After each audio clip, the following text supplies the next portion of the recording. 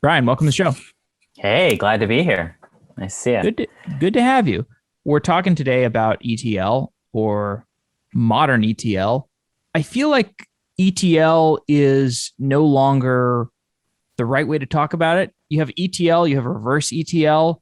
Really, what we're talking about is data transfer, right? Just high velocity data transfer. Yeah, and there's a pretty strong case that the best way to do ETL is actually ELT, by the way. So just to further confuse the issue. And so overall, I think what we're talking about here is data pipelines and the best way to collect and then make use of your data in your business.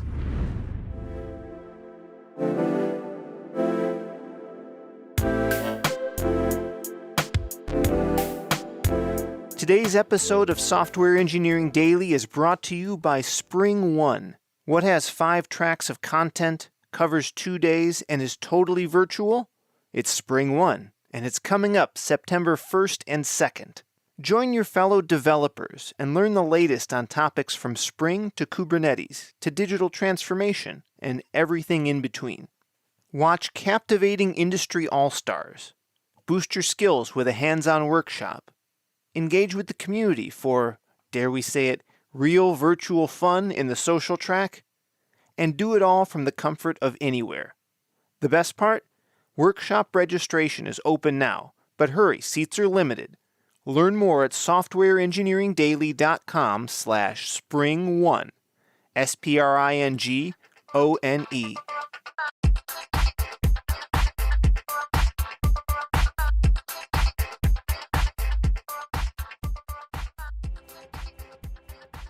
The companies I've talked to in the past that are in this area, Airbyte, that is open source forward and reverse ETL, HighTouch, that is closed source reverse ETL. You have Fivetran, which is forward ETL. And you have, what's the other one? Census, which is also closed source reverse ETL. All of these companies seem to be doing super well. What else is there? What else is there? I've talked with Airbyte. I'm not sure their focus. I think they're mostly the Fivetran forward ETL. I like that we've retroactively added a new thing to theirs, which is great too, with the reverse and the forward. Super good. I thought they were forward and reverse. We can. I'm searching. We can look it Open up for source sure. data integration pipelines. Yep. For modern data Sure. teams. Yes. Get your data pipelines running in minutes with pre-built or custom connectors from the Airbyte UI, API, or CLI. Sounds like forward and reverse to me. Well, we'll Extract see. from sources, load to destinations, and transform. There you go. So they're going their destinations. Among the other issues that we have in this lexicon is what a source and a destination means. For Airbyte, a source is MailChimp, let's say, Salesforce, something like that. And a destination is Snowflake, something like that. For us, it's the reverse. Anyway, back to your question around the other things that are missing from that equation. I think the transform layer. So if Airbyte is doing the extracting and loading into BigQuery, Snowflake, what's doing the transformations? In the open source world, some proprietary stuff, but mostly open source is the DBT. That's a big part of that equation. How can we run a sequence of SQL statements to transform that data, combining the various different tables, very often into like a customer roll-up table, for example, or the kind of things that you would then use in analytics, BI. So there's the BI picture to that modern data stack too. What are we using to introspect the warehouse? And tools like Tableau and Looker and Preset and Metabase are in that category. And then in the reverse ETL space with us and Census and HighTouch, it's about how are we going to make use of that data? How are we going to teach it about our data model and put that combined data or any given insights that we've made back into the tools that we're using? So how can we update Snowflake with what people are doing in our product so that we can better help our sales team reach out to the right people, for example. Okay, you were CTO of TaskRabbit for 10 years. That's a little bit of context for your technical savvy. Tell me about the ETL problems or ETL, or maybe I should say more broadly, data engineering problems that you experienced at TaskRabbit. By the way, TaskRabbit, phenomenal product. I actually think I'm going to use it today. Oh, there you go. Well, I'm sure no longer there, but wholeheartedly believe that it's still just at the beginning of its journey. Like, still a great product. Pretty good post-acquisition still. Yeah. Arguably still a good competitor to Thumbtack or whatever the market leader is, or maybe they're the market leader. I don't know. It's kind of like a pretty wide open design space. Who's the market leader in that space? Is it still TaskRabbit?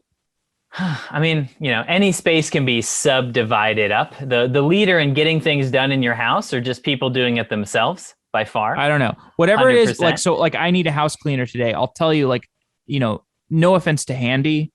The market leader is not Handy. Sorry. Fair enough. So TaskRabbit on getting it done today, to my knowledge, is probably still the market leader.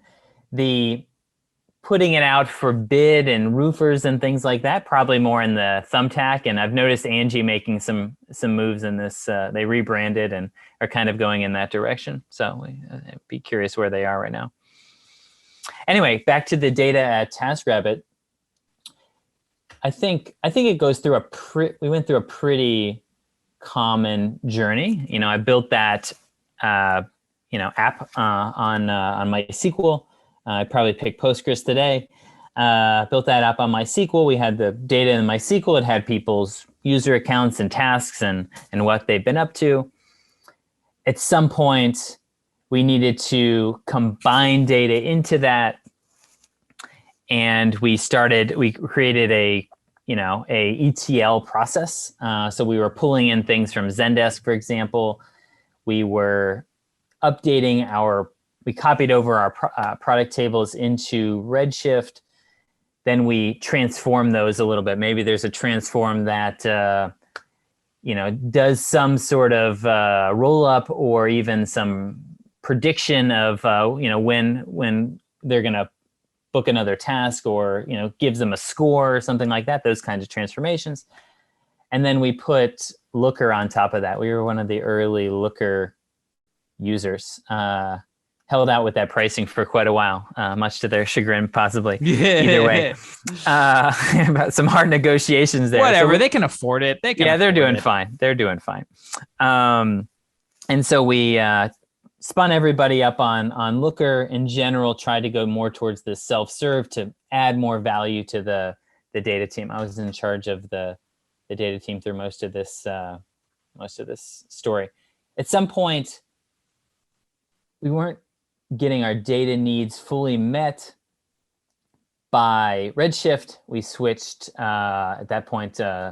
Snowflake had come up. Snowflake and BigQuery are the leaders I see now, mostly with their separation of the compute power and the storage. And so you can have more in there.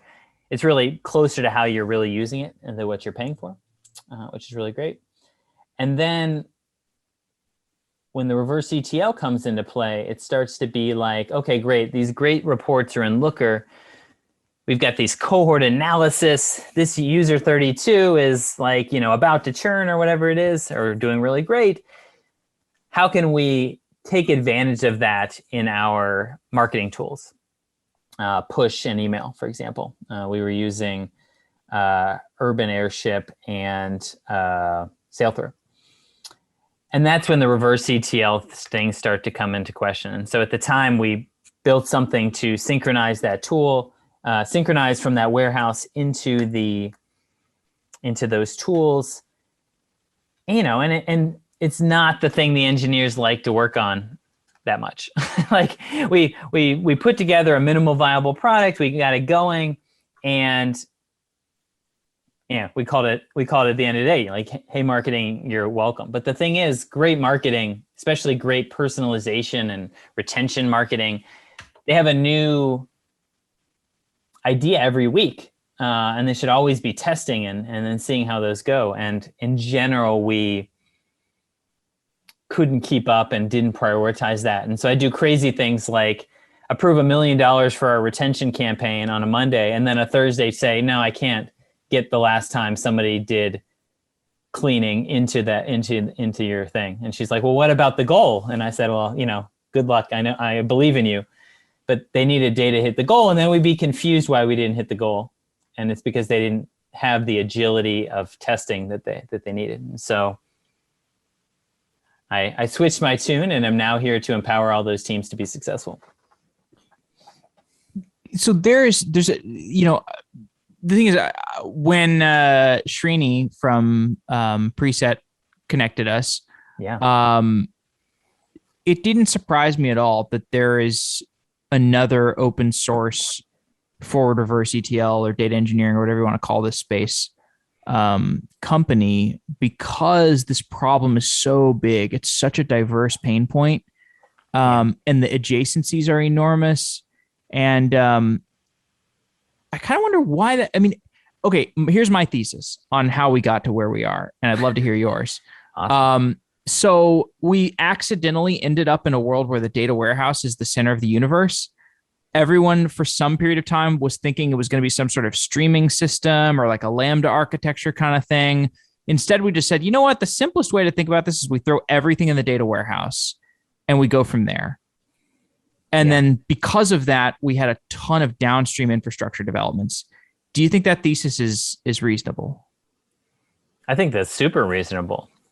I think it's like the warehouse, probably driven by execs wanting good reports, if I had to guess, in short time period,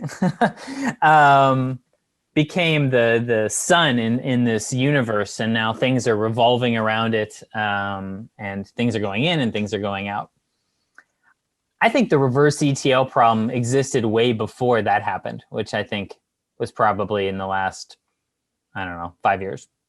I think people have always wanted to make better use of their data and needed ways to do that. It was just always because it's transforming their custom data model into something structured. So, your crazy Postgres tables or whatever into, Marketo or Zendesk. It always felt like it had to be some custom process, like, to normalize your data into that. But as we've gotten better at putting all our data in one place, and the normalization can be done through those queries, and or it's just time to solve this problem, us and others have decided that it's finally time to put that data to use in a more, I don't know what the right word is, a platform to make that successful. Your stuff is open source, right? You're doing open source? Yep. Okay. So I'm very suspect of the closed source providers, and that includes High Touch, which I invested in. I don't know why you would make this stuff closed source. It doesn't make any sense to me. If I had to guess,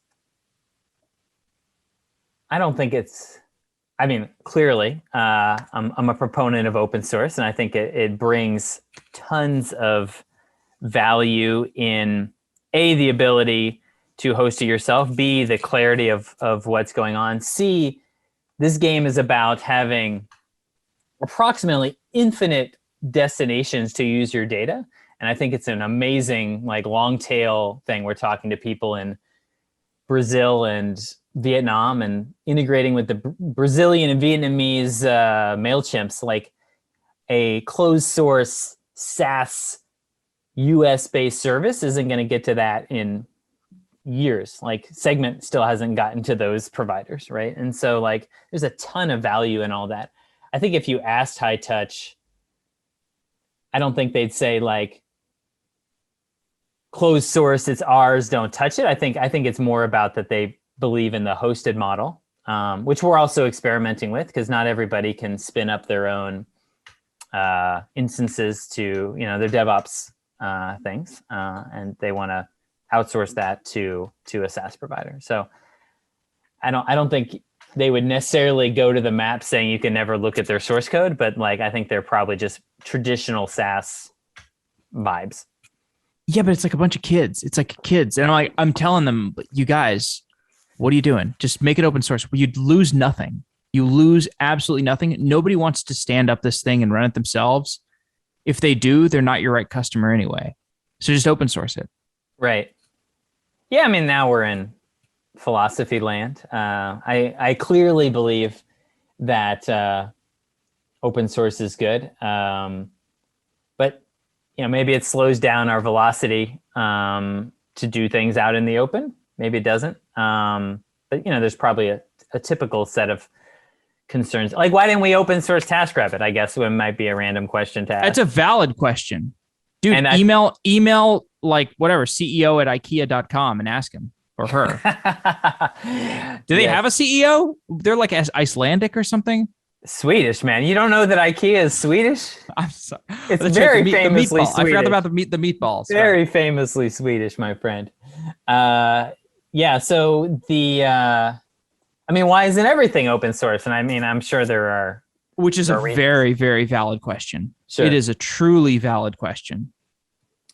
There's auditability and all kinds of other things. I think that there's people believe, probably rightly, that there's some secret sauces in there, and there's some, maybe there's some dark tactics that they don't want fully exposed. Like that's super normal, probably too. Maybe. Listen, man, I just wrote a book about Facebook, so I think we could talk about that for a long time. Right. So yeah, exactly. Anything could be open source for sure. And I think particularly when it comes for these network things like we're doing, when it comes with your data, when it comes with the ability to self-host, which is super relevant to a lot of financial medical companies, for example, I think, there's a bunch of benefits there. We're doing a conference, get a quick plug in, September 28th. Like a real life conference or like a virtual one? I mean, there will be real humans involved. We will be on videos. Will you have to wear like a hazmat suit, or can you actually be in a physical presence where there is air movement between people? Yeah, as long as it's your own thing and you're watching the video stream through our thing. It's virtual conference, open source data stack. Come on. Can we like have a restaurant event or something adjoining it? We're getting there, friend. But opensourcedatastack.com, us and several other open source companies are presenting on like what this full pipeline looks like. And we think there's a ton of value, the kind of things we've been saying on open source. And like, what are some of the talks at the conference? Like, what do you see as the most prominent problems and subjects in this ecosystem? I mean, you mentioned it a little bit earlier with all those companies, but more accurately, the domains, the emergent domains, and the emergent problems that true enterprises and startups are dealing with. Well, that's not what the talks are. The talks are sort of pulling out like an example company and how you walk through this pipeline, building the modern data stack with the open source tools. And so we have Meltano and Srini from Preset and Dagster and Snowplow and us and, oh gosh, who am I forgetting? DBT involved in that. But I'm happy to talk about the problems too. I think, I don't think it's a surprise to anyone that like data quality and use is a differentiator in your business. Like, we need to make good decisions. We need to hit people with the right messaging at the right time in the product, outside the product, et cetera. And so like all of these, anything we're doing with the warehouse, thesis, like, is to make better decisions and to create better experiences. And, that's different for every single business. And we've seen a lot of people focusing on, and there's still, there's like a Maslow's hierarchy of needs or something here on like, well, okay, first we need to be able to read the data we currently have, and then maybe we need to put it together in some place, and then we need to create business intelligence on top of that, right? And so people are walking up that chain. And I've seen struggles for people creating their first warehouse, and how am I going to get my Postgres data into that, to, okay, now all of this stuff is locked in third-party tools, events and profile data, and all kinds of things. How do we combine all of those? And the current best approach is the dump it all in the warehouse sort of thing, if that fits your scale needs. Then it's like, okay, great. How are we going to ramp our teams up to make use of this data? How can we transform it into something that is useful? And then how can we teach them to use that so they can self-serve? At TaskRabbit, great day when our operations team answered their own questions about who the best taskers were in San Francisco or whatever, instead of asking my data analyst, right? And then sort of at the pinnacle of all of that is, how can we operationalize this intelligence that we've created to create those better experiences?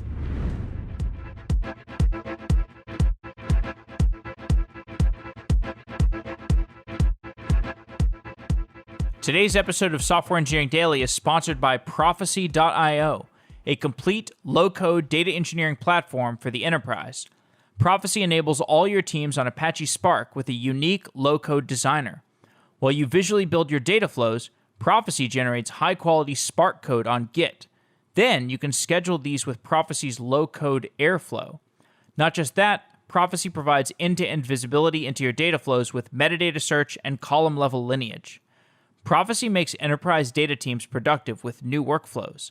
But what about existing workflows that are stuck in old proprietary ETL formats? For that, Prophecy has a transpiler that automatically converts ab initio, Informatica, SSIS, and Alteryx workflows to high-quality Spark code.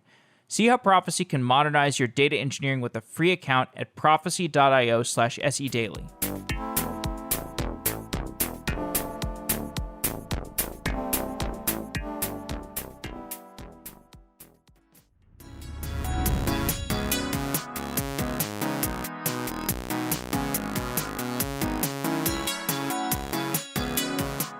G2I is a marketplace for pre-vetted JavaScript developers. Hire React, React Native, and Node.js developers that you can trust on for a contract or full-time basis. G2I will match you with pre-vetted developers within 3 days of your onboarding call. You'll be able to review their technical profiles and set up interviews with candidates that you like. You get a detailed technical profile that provides the developer's assessment scores in each category, a copy of their code challenge, and a recording of their technical interview. I love G2I, and I use it for all of my companies. I just think it's a great way to get started.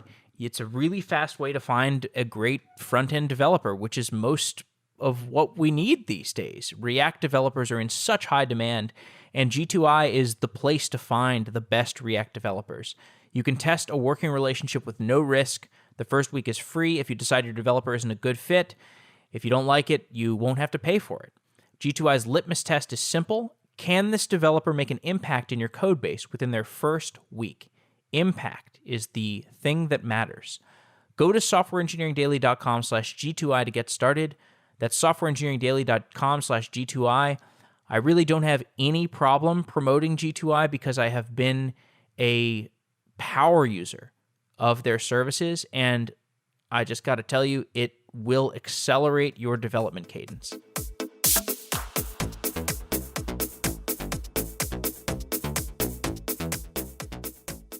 DBT. Why is DBT an N of one company? There are, there are a multitude of ETL and reverse ETL providers. There's only one DBT. What is DBT? Why is it so important in this ecosystem? I ask this question in pretty much every data engineering conversation I have. I need to understand why this company is so momentous. I like that. Momentous is like a big deal and creating momentum or something. That's kind of like that. Anyway, I think it's more like it is of the moment. Of the moment, exactly. Or exactly. Definitive of the moment. Exactly. I think that like I said, we reached this time when like the warehouse is more accessible from a price and sort of zeitgeist perspective.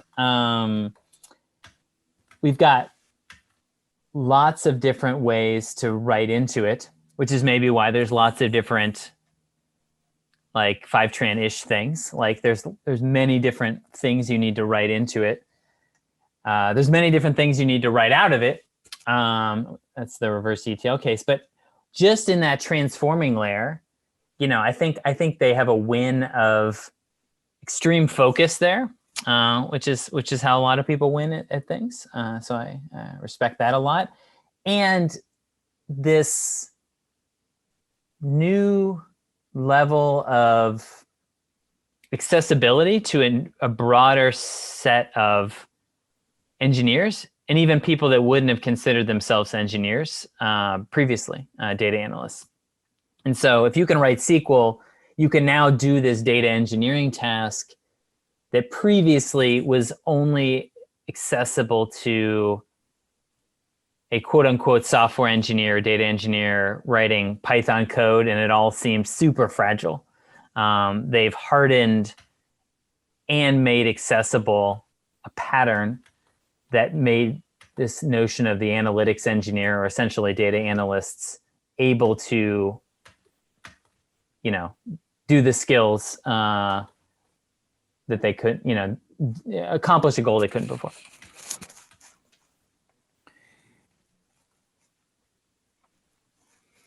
You buy that? Is that what the other people said? What they say? You know what I think. You know what I think. Here's the best, to the best of my knowledge. It's kind of like you can't have Kubernetes without YAML, right? And you can't have a data engineering ecosystem without DBT. That's certainly what they want you to think, and like I think it's the current best way to do it for sure. Can you make a better one? I mean, theoretically, but they've been doing this for a long time. All overnight successes are 5 years in the making. Oh, I mean, the DBT story is so phenomenal. I love that story. It's actually kind of similar to the Great Expectations story. I don't know how much of a believer you are in the Great Expectations data testing kind of thing. But it's sort of the same story, right? We start as kind of like a consulting firm, and then we have these emergent breakages of data engineering, and we accidentally start a company. It's kind of a beautiful product market fit discovery. Exactly. So like, it's unclear if I could make a better one, and it's probably not worth the time. So because focus, well, no, you'll probably find success. Something else as an emergent property of the brokenness of the space. I'm sure you'll find something else. Exactly. And so that I think these whole ecosystems go through like this sine curve or something of like best of breed solutions, like pieced together into the perfect thing for you, and then some really big platform. And so I think if something is going to displace the current situation, it's all moving so fast, which is best of breed solutions sort of around that data warehouse. It's going to be some platform that makes bringing all of that together.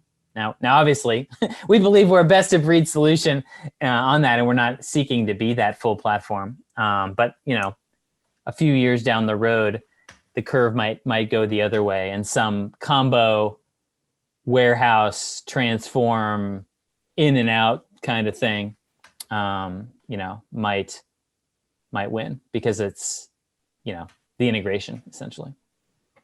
So I was looking at your Crunchbase, and Hack VC is one of your investors, right? Mm-hmm.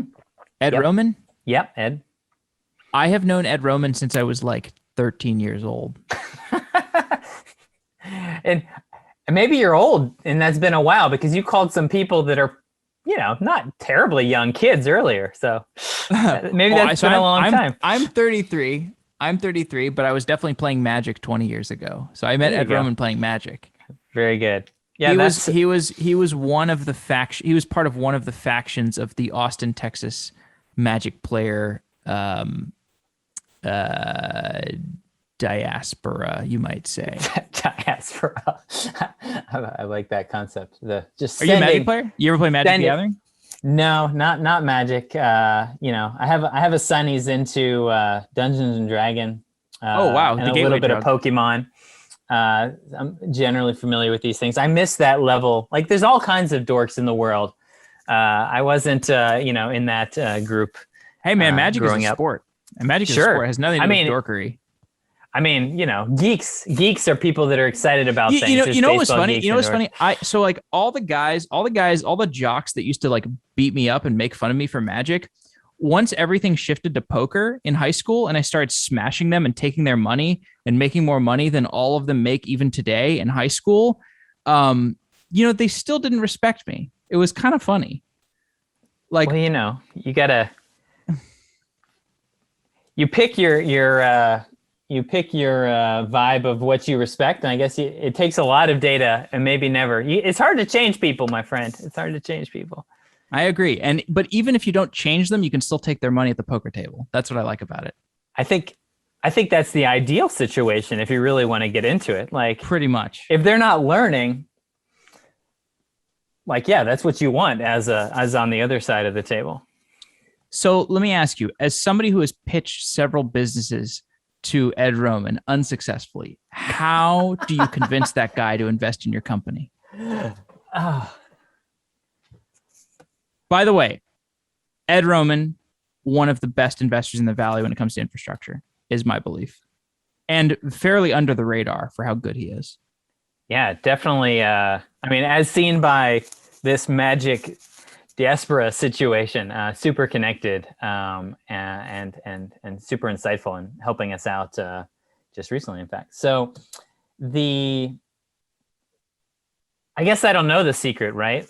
Per se, because I didn't like over target him specifically in my pitch. Like, maybe you just said he's one of the best infrastructure investors. So like, it's good to be infrastructure. I don't know if that's what you pitched or not.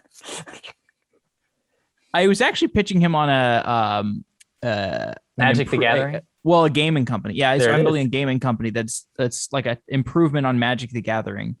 There it is. And that's what I pitched him on, and it was a not right now kind of response. Yeah, he wishes you the best of luck. He's rooting from you from the sidelines. He's rooting from you for the sidelines. He looks forward to seeing lines, not dots. That's good. I like that. Have you heard that one before? I haven't heard the dot one. The lines, not dots. I haven't heard lines, not dots. We invest in lines, not dots. Okay. Well, it only takes 2 dots to make a line, my friend. That's true. So maybe technically we have dots. We have a dot at the beginning of our conversation. We have a dot halfway through the conversation where you're telling me no. Don't we have a line? Yeah, right to the hard no. But VCs are in the business of optionality. So it's a diagonal line right down to the hard no, but it makes one of those little like high. Oh my gosh, I've lost my math terms. It never quite hits the hard no. The slope? No, the tangent. No, good lord. The y-intercept. Well, no, it doesn't y-intercept. It curves. Like infinitely approaching. Hyperbole? No. Hypotenuse? No. Damn it. This is embarrassing. So anyway, my theory on this whole Anyway, it wasn't an infrastructure company, so I didn't say yes. But he likes open source and he likes infrastructure. We had a strong team that has worked together before. He likes data. I don't know. I think that's my advice on Ed, I guess. Yeah. I mean, speaking honestly, if you can invest in the amount of deals that Ed Roman invests in, you probably pass on the crazy podcaster guy pitching you a gaming company. But at the same time, this whole optionality strategy that they run, so Sequoia tried to run this on me, Andreessen tried to run this on me, and I told them, you will never be able to invest in this company ever again because you have to deprive them of the optionality. Otherwise, they're just going to exploit you constantly. It's very frustrating. I did like 3 pitch meetings with Andreessen, and then at the end they told me, "Sorry, we're going to wait to see more traction." I said, I'm sorry. You will not have another chance to invest in this if you don't invest now. And that's what you have to do. How'd it go? I didn't get a response. I'm like, come on. I gave you like 3 hours of my time, several long-winded emails, and you can't even like have a follow-up acknowledgement. Like, how savage do you need to be? Asymptote. I did some Googling. Asymptote, right. That's what I was looking for. Anyway, so we brought on Fuel and ENIAC and Ed and a few others. Who's ENIAC? Who does ENIAC? That's a great name for a venture firm. Yeah, I was told once that someone corrected me that I was supposed to say it ENIAC too, but I don't know. Either way, they're out of New York. Four partners, all of which went to Penn, which was where the ENIAC system was. And so they took that as inspiration. Working with a guy named Hadley there, super well connected, super bright bunch, super founder supportive, for sure. What's your favorite like giant vacuum tube era computer system? Is it ENIAC, UNIVAC? I don't even know anything about them. I just like them because they have names that are entirely in capital letters. Yes, exactly. Acronyms. I guess I don't think I've thought of this before, but I think this notion of like all of the computing power, like to put someone on the moon, is super interesting to me. Like the rooms that they had and all of that to calculate those curves and whatnot. I think that's super interesting. I'm from Houston originally, so I got to. Oh, you're from Houston. I'm from Austin. Awesome. Yeah, I lived in Austin. So I worked for IBM on. Cool. On Burnett. Man. Off over there. So I wonder what. So I worked at. I guess our locality didn't overlap in this sense, but I worked in their eBay. eBay had an office like right next to IBM. Or wait, you're talking about like up north, right? Yeah, sort of. I don't know, between the Mopac and 35 metric approximately. Up north. And it's up north Austin, like that's right. Far north enough that you kind of dodge some of the worst traffic. That's right. Yeah. IBM made that site a million years ago. And then like, eBay and others probably, kind of like, just like adjoinders. Was it like Intel opened up right next to Fairchild or whatever, in the valley, that kind of idea. Yeah, that kind of vibe. That's exactly what we're talking about. Yeah, that's exactly the kind of. Yeah, IBM opens a random office in North Austin. eBay opens a random office right next to it. That's exactly the same vibe. Exactly. What we'll get back to ETL in a sec, or data engineering. But what were you doing at IBM at the time? What year was that? It was like right after college. Yeah, that was, I did several internships in college. Any college age people listening, I highly recommend doing those internships. I did 3 internships while in college, even co-oping is what we called it. I went to Clemson. Some of those were during spring or fall semesters, sort of on and off. That was my last one. And I was in this program IBM had, I think still had, which is called the Extreme Blue program. So I was working with Tivoli, which IBM had bought, which was kind of like I don't know what you want to call it, like a deployment management, many systems kind of thing. Maybe they'd be using Kubernetes or something to get all of these machines right these days. So I was there for 6 months, and then took Extreme Blue is really a recruiting program. They don't really care what I did for Tivoli. They then recruited me into working for IBM, which I did in Boston for several years. Gotcha. Anyway, so let's go back to, I just don't even want to think about my time working in North Austin ever again. Oh. I drove every day, 30 minutes up, 30 minutes down, just listening to podcasts, searching for an answer that would allow me to escape that grind. There it is. Did you find it? I think so. There you go. I was listening to Software Engineering Radio at the time. That's the podcast that was that was, that was my training ground, basically.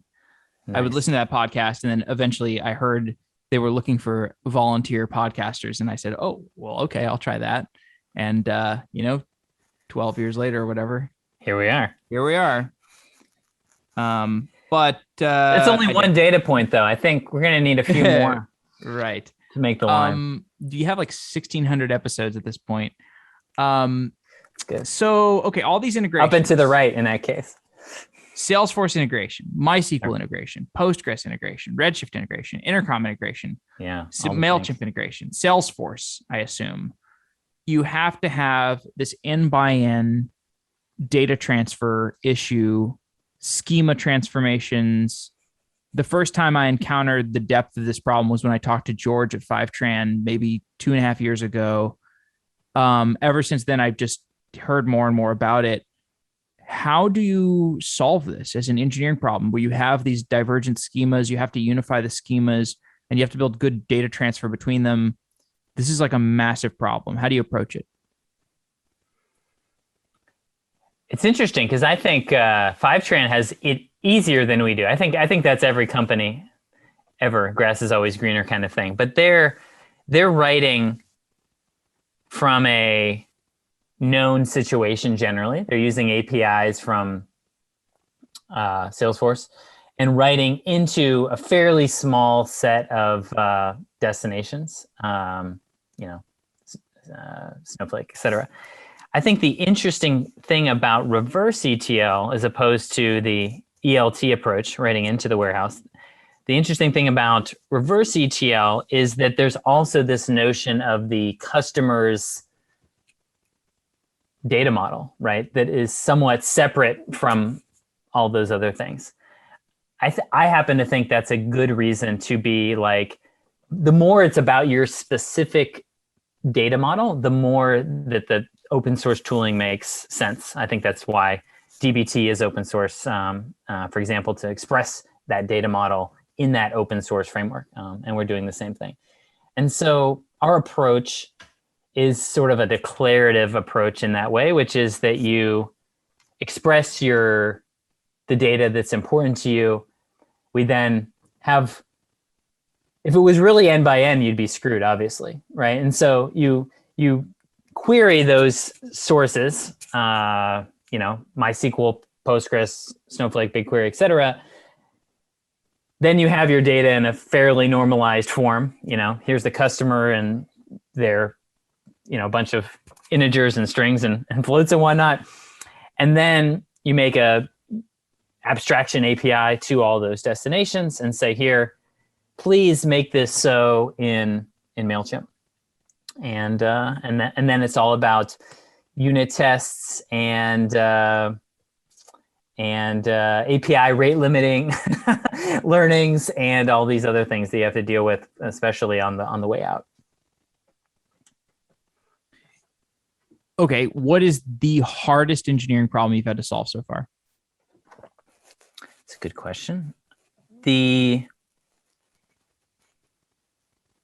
hardest engineering problem, single problem, I think is like,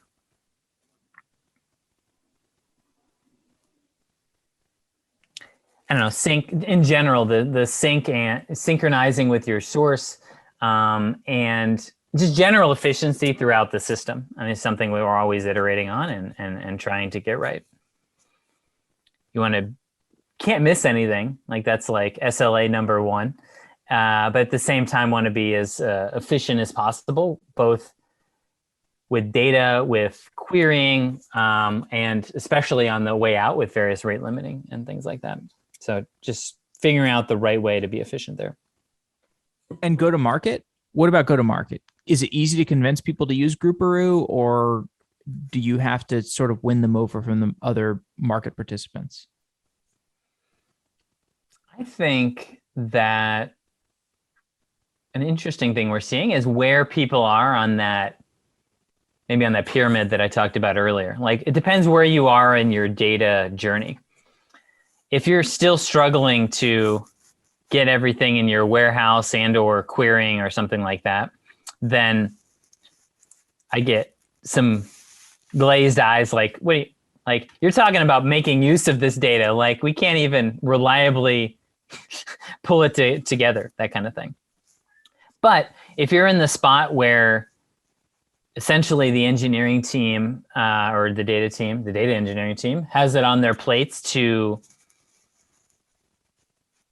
integrate with these things and make use of this data. We take a problem that's 6 weeks and make it 15 minutes. And we set you up with an architecture for the future, and which every engineer I've ever met likes doing things now, and they like predicting that they're going to thank their past selves, right? Like, oh, smart move. Like this migration from MailChimp to Iterable is super easy. It's one thing we make super easy. For example, thank you, past self. Or, oh, you want to integrate one more thing? Like, super easy. Like, thanks. It's like a Ponzi scheme of software engineering, architectural decisions. They like it until it all falls apart, which it does sometimes. But when you make the right choice, you feel really good about it. So you like to set yourself up for that. So in those cases, when they're ready to go, we see that it's pretty easy.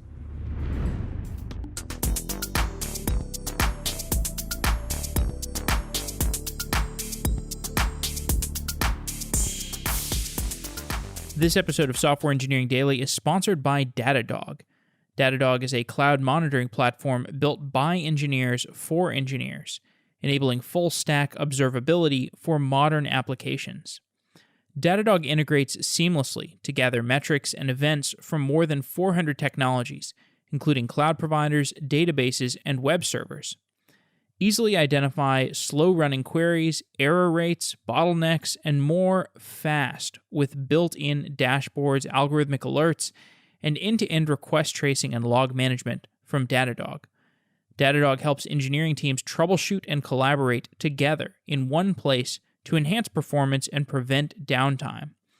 You can start a free trial of Datadog today, and Datadog will send you a free t-shirt. Visit softwareengineeringdaily.com/Datadog to get started. That's softwareengineeringdaily.com/Datadog.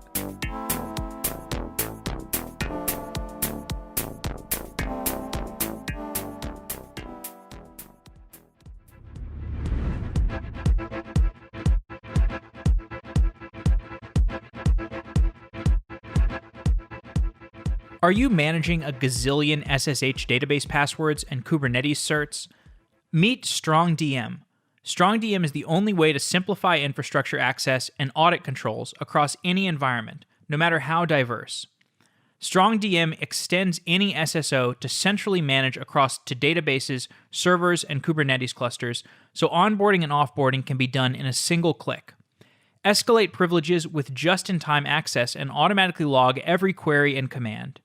Trusted by companies like Hearst, Peloton, and SoFi, StrongDM is the only way to manage access and audit controls at scale without disrupting workflows.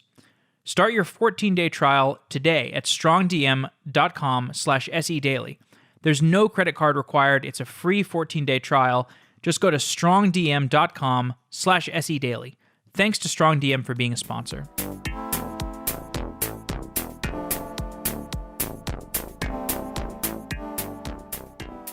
It seems to me that the economics of this business are so insanely good. You basically have the economics of an API company. It's slightly worse than a raw API company because you have a lot of data to handle. So, but maybe you can price that appropriately. How are the economics? I think, well, the economics of selling license for self-hosting are insanely good. First of all, that's a very interesting angle. Wait, is that's what you do? I thought people can just like stand up open source stuff themselves. They need a license? There's an enterprise edition that you can self-host. So like in terms of economics, like that's the most amazing one, for sure. Seeing as how, there's no hosting to do and things like that. But for the SaaS hosting that we're doing, I think it's yet to be seen what the right data model is, frankly. Right now out there, we see people charging based on the number of connections. I've seen people charging based on basically the number of data movements, runs of the thing based on the number of rows that are being transferred. I'm very interested to find the right way I think often you disincentivize the right behaviors and customer success with your pricing if you don't do it just right. And so, for example, vaguely the same picture as us, but accomplished in a very different way is Segment, which is like, events, and then they chain those and they charge per event, which makes a lot of sense because that's where their variable costs are. But then you have all these like not so great conversations every 6 weeks internally when it gets too expensive. Are we really using this data? Like, should this really be something that we're sending, and things like that? And so charging on the number of connections, we want it to be able to do a number of connections, and charging on the data that you're sending through it, again, goes with our fixed costs, but we don't want to limit our success. And so like, to some degree, I think the equation on those economics are still out, and we have to iterate on what the right model is. Right now, we have a flat fee, $150, and whatever it is, while we're in learning and seed funded mode. For self-hosted, are you using Replicated? We are not, although it's very interesting. We have Docker things that you can do, or you can just spin up an instance like you would any other node project or node based. Did you look at Replicated? Are you thinking about that at all? It is not. I've heard about it a few times, and I went to their site. We're not seeing that. I don't know. What do you think the benefit would be for us? I guess maybe I should get a new perspective on it. Full disclosure, they've been a sponsor of us in the past, but I'll give you my honest perspective, or the extent to which I can be honest about this. To me, the problem that they're solving seems almost impossible. Basically, like, we're going to be your package manager for a distributed system. Yeah. Maybe. Can you really do that? Maybe. They do have some amazing logos, which is very impressive, but I don't know how the logos are actually using their product. So, if I knew more about that, then maybe, I mean, for example, README, I know uses them, and README is a very happy participant in their ecosystem. So, and I like README a lot. README is like a perfect example because README is fairly simple. We're hosted README software. That's what we do.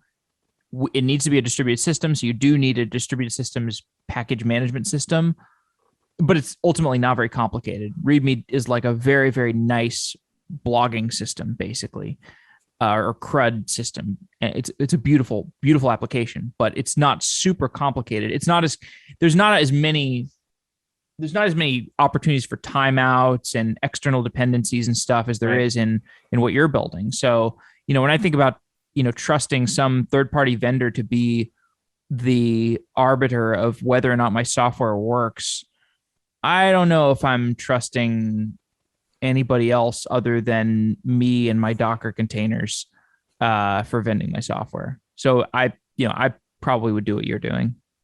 I wouldn't enjoy it, but I would do what you're doing. I'm not saying it's great for sure. Well, actually, you can basically use Kubernetes operators, right? That kind of does what you need to do. Yeah, right? Or do you even need that? Yeah, we've seen like, what are some of these words? Helm. We've seen some Helm stuff. Mm-hmm. We've seen some Ansible stuff. Just various ways to. Cats. My cats are fighting. I didn't want to go and I need to put one of them in the room, but I can wait. So I just threw a box. I threw a box at one of them. I threw a box between them. I don't throw boxes at my animals, just between them. That's good. That's important. You probably do the same with your kids. It's single tenant architecture between the cats. Something like that. But what's the maybe this is not a question you can answer diplomatically, but what is the hardest thing to integrate with? What is it? Salesforce, just by virtue of the complexity of the schema? Well, the schema, I mean, the schema is kind of complicated in Salesforce because things like transition between these objects. That's kind of like people generally have like a lead and then they turn it into a contact, which somehow makes an opportunity. Like there's all kinds of things going on there. And so, we have can do an integration that's like helps you transition those, which is like much more advanced than like, it's actually easy to integrate with Salesforce because it's basically a database. So there's two answers to Salesforce specifically. Like one, it's one of the easier ones because they don't have any major, they have like, you can ask it its types and you can do all kinds of things and write into it. But then when we zoom out and try to solve the full issue, then we talk about kind of a custom process of how they want to migrate between these objects. And then it gets a little weird. It's almost like a DBT transformation kind of ish problem, but in Salesforce. So that's kind of weird. I did a blog post the other day of like, who has the best rate limits? I kind of compared some that was kind of interesting. And it's very interesting. Basically, the more enterprisey you are, the worst rate limits you have. Basically, highly encouraging people to do batching. And then the more consumer-ish or startup-ish you are, the more higher rate limits you have, and you don't even have these batch APIs. So it's kind of pros and cons there. The integration with Intercom was probably the hardest to, sort of the most exhausting to build that we built so far, mainly because we have a full test suite and all this other stuff to make sure that we're doing all these things right. They've got a lag between when you put it in there and then when you can read it back out. So like maybe they're indexing it in Elasticsearch or something. I don't know, like some sort of you write it, then you read, it's not there. And then like some indeterminate amount of time after that, it is there. And so our test suite, like to make sure that we get it right, like waits 5 minutes after every read or something. And it takes like all night to run, which in general was very frustrating. Now we record that. Basically, anytime we need to make changes to an intercom, it's like an overnight process. Just kind of sad. Last closing. Actually, I was going to ask you first. What's the deal with the paintings in the background? Pretty cool paintings. Yeah, I'm in my literal Silicon Valley garage right now, and there's like these panelings from whenever this house was built, 1930s. And I got feedback that it looked like I was in a shipping container. And so I dug these paintings. My mom moved, gave me this one, like this one we had up in our living room a long time ago. And I just, kind of put some trees up. Thought it would help. Okay, well, good answer. So final real question. If you were not building Grouparoo, what would you be building right now? I had a long list of things, as I was thinking about what was next for me, and all based on the pain I experienced, and things I thought were still unsolved. At the top of that list under Grouparoo was something that turned out to look a lot like Retool. I think what they're working on is a super interesting idea. Just maybe it's a trend you're seeing, but like ways to do things that engineerings aren't that excited about, but add a lot of value to the business. Admin tooling was something I was super passionate about, making more efficient, and data movement as well. That's my cats. Sorry, my cats are fighting again. So that's super interesting. The whole low code space, if I had to name the two most interesting areas in software engineering, I might say, depending on the day, data engineering and low code. And there you go. Actually, I'm going to ask you the real final answer, or the real final question. What do you think of these low code data engineering platforms? I think I am a low-code data engineering platform. Yeah, I guess you are kind of, but not like. So I interviewed one called Prophecy.io. There's one that Matrix invested in. I interviewed. There's a number of these ones. There's a number of these ones. I mean, so I don't see your platform like drawing boxes and arrows between a bunch of stuff, right? Are you? Sure, it's not a. Well, I mean, to some degree, I was going to say it's not like a generic wiring things up, but I guess to some degree it is. Like you're defining something in a box, and then it's got one arrow, big arrow, mapping that to this other thing. In general, I'm bullish on low code in particular. I find something we've invested a lot in is the software engineering workflow being brought to the data into this data space. And so a way to do Grouparoo is to define all of these things in code, in Git, in JSON, basically. And then that allows you to review them and test them and have staging environments and all of that other stuff, which is a progression in general the data space is doing. And so that's what I call low code. That still enables that workflow, which I think is super, super valuable. Okay, real final question. Could you do open source Webflow or open source data engineer or open source low code, whatever, open source Bubble, open source Webflow, open source Retool? And why wouldn't you? Or why wouldn't Retool be open source? I've seen an open source Retool recently, actually, on Hacker Really? News. Didn't stick with me, but I definitely saw one, or two maybe even. My mind's a little attuned to that space as I was thinking a lot about it before. This is the same thing. Why on earth, if you're an integrations company, why on earth would you be closed source? It's like, are you digging your own grave? What are you doing? I think it's interesting that Retool put out like some sort of GitHub self-hosted something or another recently. I find that very interesting. Come on. They're trying to solve that go-to-market privacy thing, which is pretty interesting. But yeah, I think in the fullness of time, like there weren't even open source databases, whatever, 20, 30 years ago, right? And now they are. Now it's 2021. Can we like fast forward to the end of the movie yet? You gotta go through that hero's journey, my friend. And I think in the fullness of time, we'll see all these things. We'll see it all. All right. Well, on that note, pleasure talking to you. You want to plug the conference one more time? What's the conference? Yep. Open Source Data Stack Conference, September 28th to 30th, opensourcedatastack.com. The website is open source. You'll like that. There you go. Groundbreaking. Well, Brian, thanks for coming on the show. It's been a real pleasure. Yeah. Nice to talk to you.